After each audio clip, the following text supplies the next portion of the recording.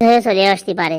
তা ঠিক কথা বলেছিস, এখানে আর বেশি দিন থাকা যাবে না, 2-4 দিনের ভিতরে গ্রাম বদলাতে হবে।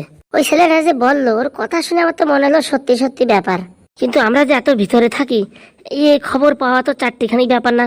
আর উপরের থেকে এতদিন দুবাই থেকে আইছি, পট করে একদিনের ভিতরে কি করে জানবে আমরা এখানে আছি?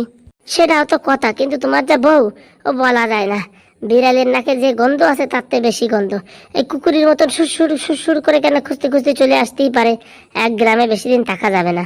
এই যা হয়েছে হয়েছে, আজকে মোটামুটি ভালো বেচা কেনা হয়েছে, এখন একটু রেস্ট নে, সকালে এই ব্যাপারে কথাবার্তা বলা যাবে। ঠিক আছে, আর কি করবো, পটাশ করে ঘুমায় পড়ো।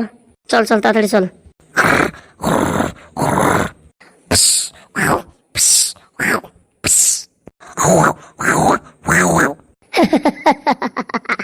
ফুটার বাচ্চা ফুটো, আজকে আর কোথায় যাবি তুই?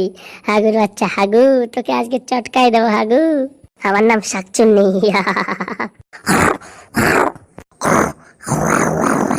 ঘুমা হারামের ঘুম ঘুমা।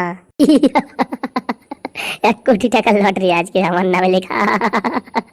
আজকে আমার মোবাইল কেনা হবেই হবে। দিদি দিদি মোবাইল কিনে দেবা তো? সব দেবো রে সব দেবো, খালি একটু ওয়েট কর।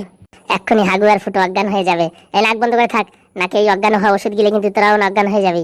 কোনো চাপ নাই দিদি, তুমি করো অজ্ঞান। হাগুর বাচ্চা হাগু, কোথায় যাবি তুই আজকে? তাড়াতাড়ি অজ্ঞান করে দাও দিদি। এই হাগুর বাচ্চা হাগু, দেখ এবার কেমন লাগে। উহু, উ উ উ, বাঁচাও বাঁচাও। ফুটো, তোকে অজ্ঞান করে দিলাম ফুটো। তোকে তো আমি নিতে চাই না, তোকে তো মনে হয় এখানে বাড়ি চাপা দিয়ে দিই, কিন্তু এখানে বাড়ি চাপা দেওয়া যাবে না। রাস্তার উপরে তোকে বাড়ি চাপা দিয়ে দেবো, থাম। কি বলছো দিদি?